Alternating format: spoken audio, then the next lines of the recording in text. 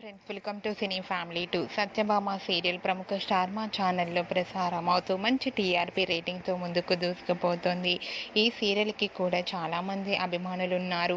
Satyabhama serial heroine Niranjan Debjani మొదటి క్రిష్ సత్య క్యారెక్టర్లో and అలాగే టీం అందరూ కూడా వాళ్ళ క్యారెక్టర్లో చాలా అద్భుతంగా నటిస్తూ మంచి సక్సెస్ను గుర్తింపును తెచ్చుకున్నారు.